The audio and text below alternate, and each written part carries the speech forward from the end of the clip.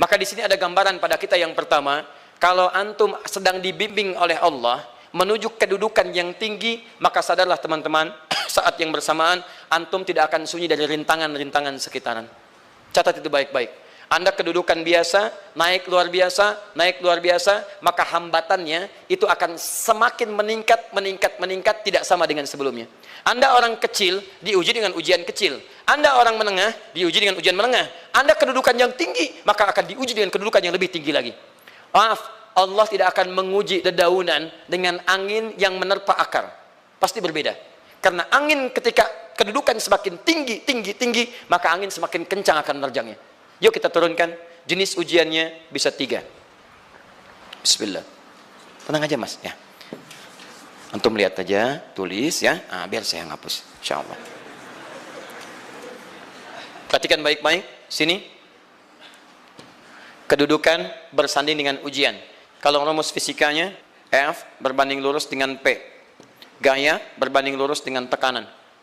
Jadi kalau antum misalnya, rumus asalnya F1 sama dengan F2, gaya gerak sama dengan gaya dorong. Kalau dikembangkan ke sini, tenaga kecil begini, maka yang bunyi kecil.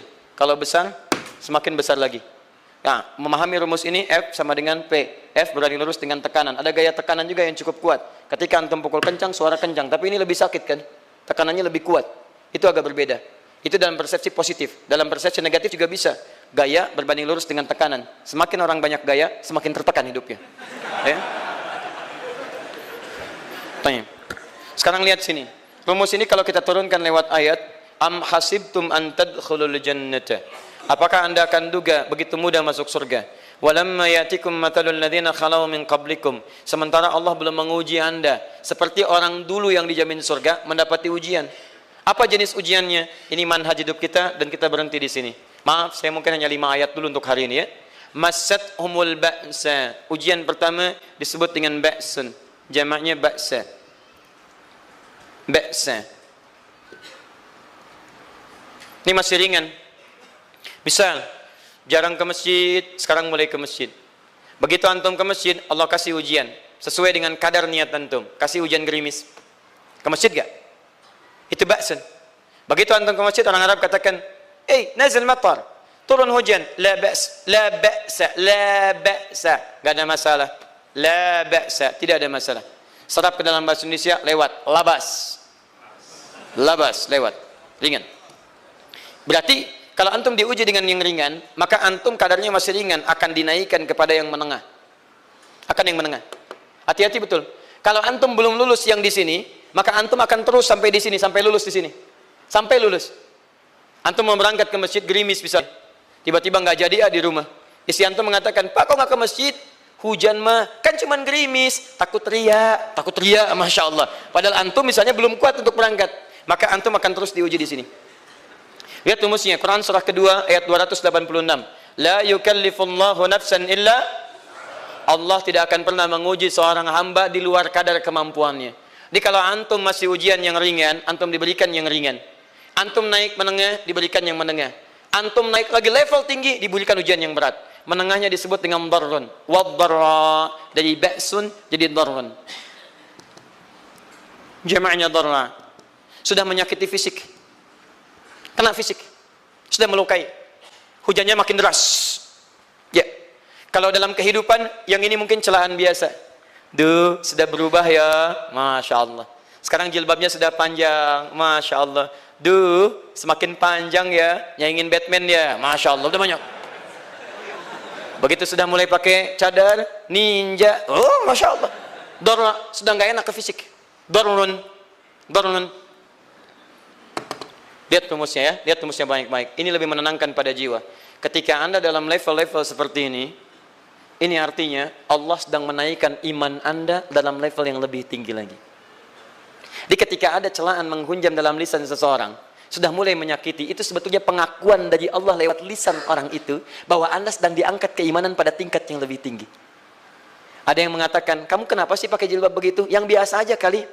Mah, yang iman biasa sudah banyak. Saya ingin menampilkan keimanan yang luar biasa. Supaya dengan iman itu saya lebih mendoakan mama. Saya menampakkan amalan-amalan, mudah-mudahan pahalanya bisa buat mama. Masuk dengan bahasa yang baik. Masya Allah. Jadi kalau antum bisa melawan hal-hal demikian dengan bahasa yang indah, itu nyaman kepada jiwa. Kadang-kadang ada kalimat-kalimat yang tidak perlu pakai dalil, teman-teman sekalian. Kembalikan ke sini. Terakhir, wazulzilu zilzal. Zulzilu zilzal. Gempa, goyang. Dia ada ujian yang bisa menggoyangkan diri kita, membuat gempa hati kita. Antum sudah nggak kuat, kadang-kadang jalan sempoyongan, padahal nggak ada gempa di luar, cuman hati kita kayak kena goncangan. Diserang sana, serang sini, nggak bisa tidur, nggak bisa makan, tawarin ini susah, itu susah. Wazulzilu.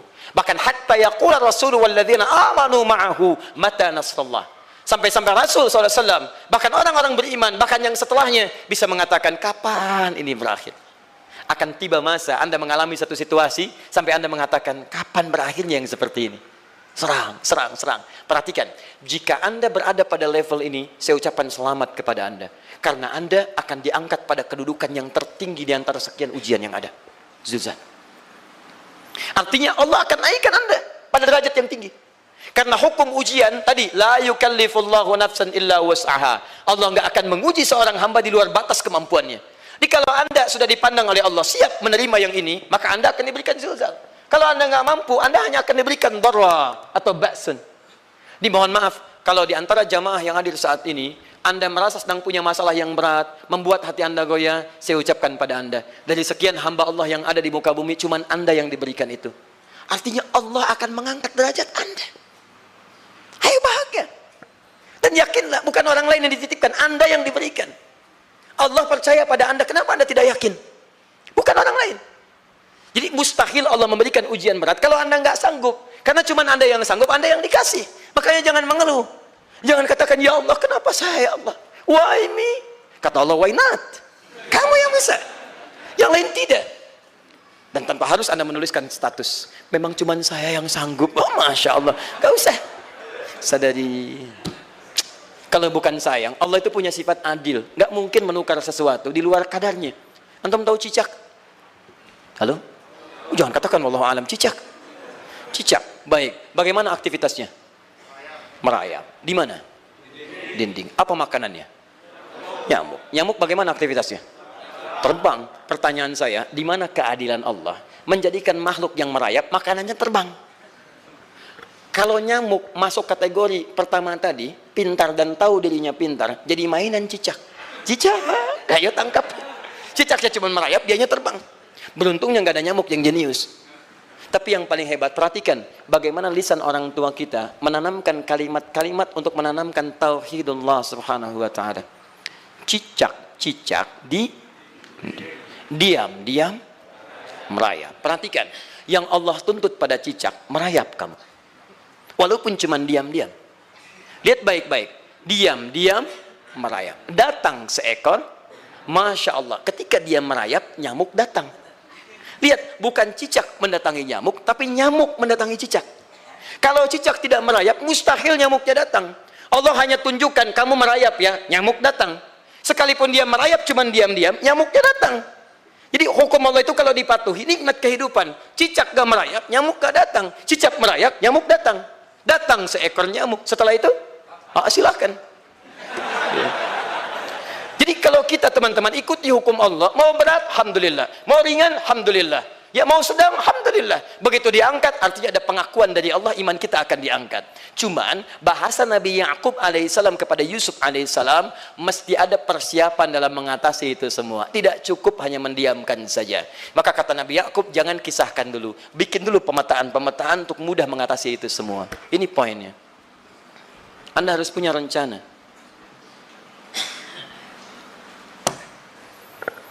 Maka Nabi Ya'qub menyiapkan, bekali dulu ini, siapkan itu. Kalau ambil ke aspek teori untuk kita sekarang, tafsir dari ini untuk menyelesaikan solusi di Quran surah kedua ayat 214 tadi, maka jawabannya ada di Quran surah ketiga ayat 142, paling kiri sebelah atas. Ini kanan sebelah bawah, ini kiri sebelah atas.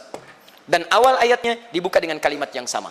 Perhatikan, Al-Baqarah ayat 214 kalimatnya menggunakan am hasibtum an tadkhulul jannah. Ali Imran 142 am hasibtum an tadkhulul jannah. Yang Al-Baqarah itu ujiannya, walamma ya'tikum mathalul ladzina khalau min qablikum massathumul ba'sa wad-dharra waz-zulzilu. Yang Ali Imran itu solusinya. Am hasibtum an tadkhulul jannata walamma ya'lamillahu alladhina jahadu minkum wa ya'lamas sabirin. Saya tutup sampai sini dulu.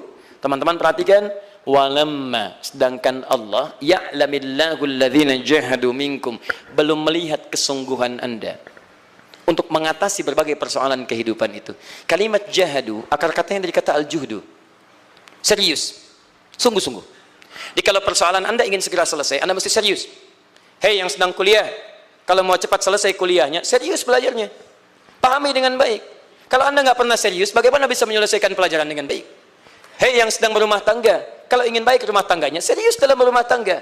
Keluarkan hukum-hukum Allah, terapkan dalam kehidupan rumah tangga. Anda akan mendapatkan manfaatnya. Hei yang sedang berbisnis, serius dengan pekerjaan.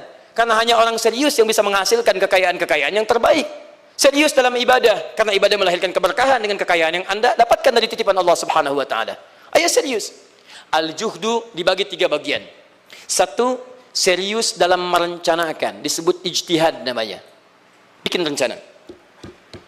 Misal, maaf, tadi dalam keluarga, kalau diambil kedudukan Yusuf alaihissalam, antum tempatkan itu pada porsi pertama sebagai target. Misal, Yusuf diberikan kedudukan oleh Allah. Bagaimana anak saya punya kedudukan walaupun tidak sama dengan Yusuf alaihissalam? Cari, rencanakan, buat pemetaan. Di masa depan anak saya mesti punya kedudukan. Apa? Kalau dalam kedokteran, kedudukan dokter yang terbaik.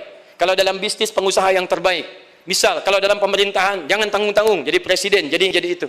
Anda turunkan kemudian pendidikannya dari situ. Ijtihad direncanakan. Masuknya lewat sini, lewat sini, lewat sini, lewat sini.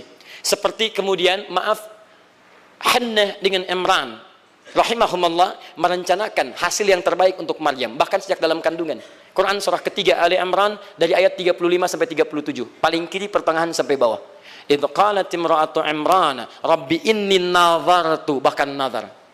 Nazartu ma fi batni muharrara, saya bernazar anak saya yang lahir ini akan punya kedudukan dekat dengan Allah Subhanahu wa taala. Di sejak bayi direncanakan.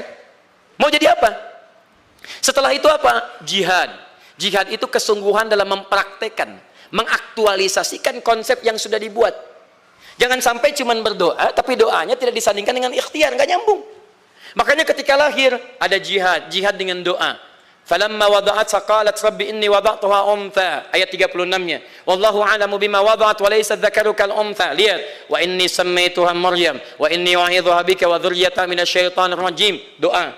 Setelah berdoa apa? Teruskan. Bagian akhirnya ayat 37-nya. Maaf teman-teman, tidak cukup dengan doa. Karena Maryam masih dekat dengan Allah, punya kedudukan, dia mesti dirawat oleh orang yang paling saleh. Cari Nabi Zakaria, orang saleh. Mesti merawat.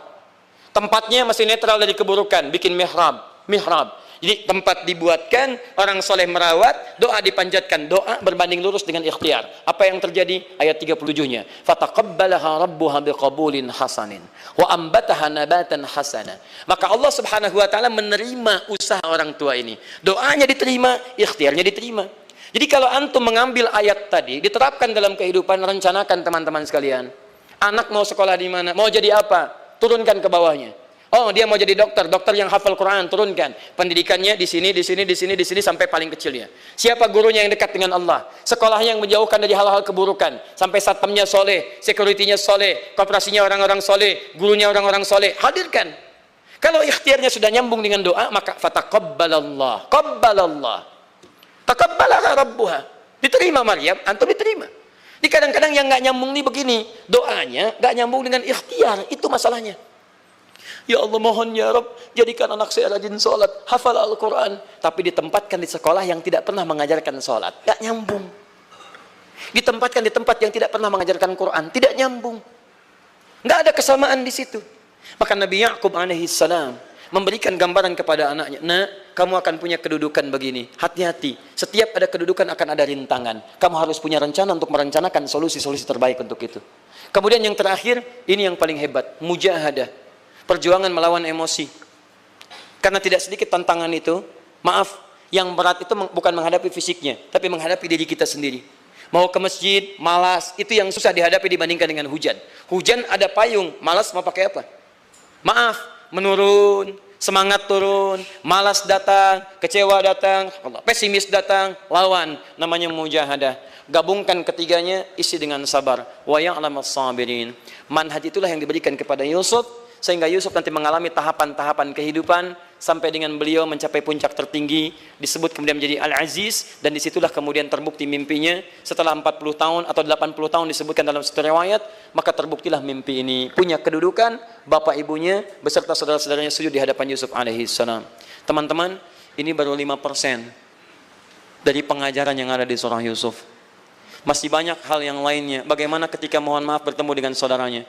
Saya kasih bocoran sedikit. 10 orang rapat di satu tempat untuk mencelakai Yusuf. Setelah mereka menyimpulkan bapaknya itu lebih perhatian kepada Yusuf. La Yusuf wa ahabbu ilaina. Yusuf itu lebih dicintai dibandingkan kita pada diri bapak kita. Bapak kita salah nih. Bapak kita salah. Masya Allah. Bapak kita sesat nih. Ya, inna abana lafi dhalalim mubin. Bapak kita sesat banget nih. Salah bapak nih. Ya harusnya kita yang dicintai, kita lebih kuat. Wa nahnu usbah, kita lebih hebat dibanding dia. Rapat teman-teman. Yang hebat begini, 10 orang rapat. Diajukan usulan untuk membunuh Yusuf. Saya mau tanya pada antum, kalau 10 orang rapat, 9 mengusulkan A, 1 mengusulkan B. Kira-kira yang diterima secara quorum 9 atau 1? 9. Ini bisa tertukar. Tertukar. Pembunuhan diusulkan, 9 orang condong. 1 orang mengusulkan, la taqtulu Yusuf, jangan bunuh Yusuf. Alqihi fi ghayabatil jubbi, yaltaqithu ba'd as-sayyarah. Cukup lemparkan dia ke tempat gelap. Kemudian di tempat itu akan lewat para kafilah, dia diambil dan menjauh dari kita. Yang penting kan Yusufnya nggak ada, supaya dosa kita nggak berat-berat amat. Yusufnya ambil, itu kan tujuan kita. Lihat baik-baik. Biasanya setan kalau sedang melakukan sesuatu itu nggak akan nanggung, nodong bisa pembunuhan. Lempar bisa perampokan. Tapi ini yang aneh, kenapa 9 orang yang untuk membunuh itu tiba-tiba belok menyepakati rencana yang pertama? Yang 1 orang. 9 orang, 10 orang rapat, 9 punya A. Tiba-tiba yang 9 berpindah kepada yang B yang cuma 1 orang. Kenapa bisa terjadi? Ada rahasia di situ. Kapan rahasianya? Kapan-kapan kita bahas.